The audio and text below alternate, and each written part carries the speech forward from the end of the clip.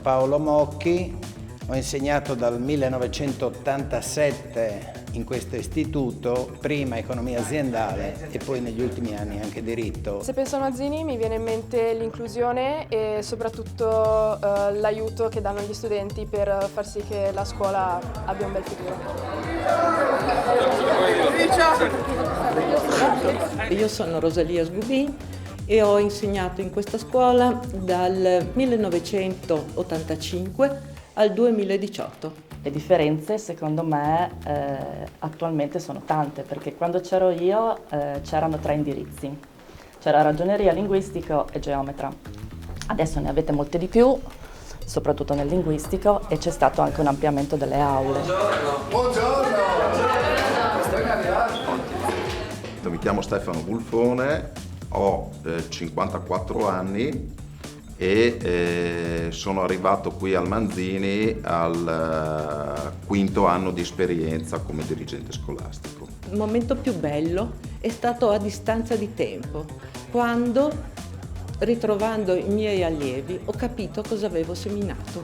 È stato un po' un flash essere studente e allo stesso tempo poi ritornare qua come professore. E quindi diciamo sono preparato su cosa ci si aspetta, su come anche la scuola dialoga col territorio, quindi cerco di avere una visione aperta. Io mi chiamo Topazzini Barbara, sono 5 anni che sono qua al Manzini, ero già stata anche gli anni scorsi.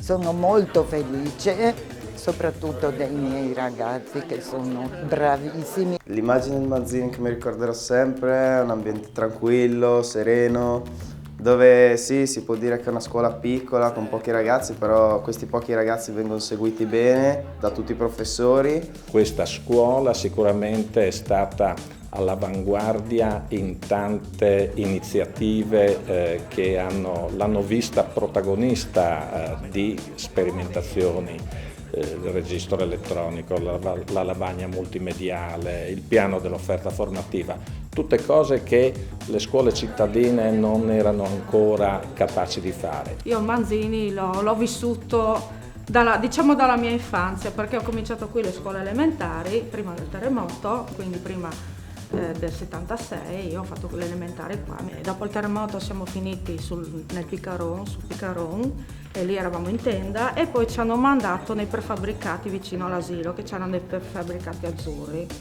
E successivamente sono venuta qua a fare il superiore come ragioniere. Come dicevo prima, quello di una grande famiglia dove tutti si conoscono, direi non ci sono ruoli predefiniti di insegnanti, di collaboratori scolastici, di personale di segreteria, ma direi fondamentalmente membra di un corpo solo. Io sono arrivata qua, ho preso servizio il lontano 2 maggio del 1990 e il primo impatto che ho avuto è quella sensazione di immediata accoglienza. Mi rimarrà sempre nel cuore comunque il rapporto che ho con i compagni, con i professori e soprattutto con gli alunni delle diverse classi. La mia visione futura del Manzini è una visione che nascerà dall'ascolto e dalla comprensione di quello che esiste già e dal miglioramento di alcuni aspetti. Soprattutto la valorizzazione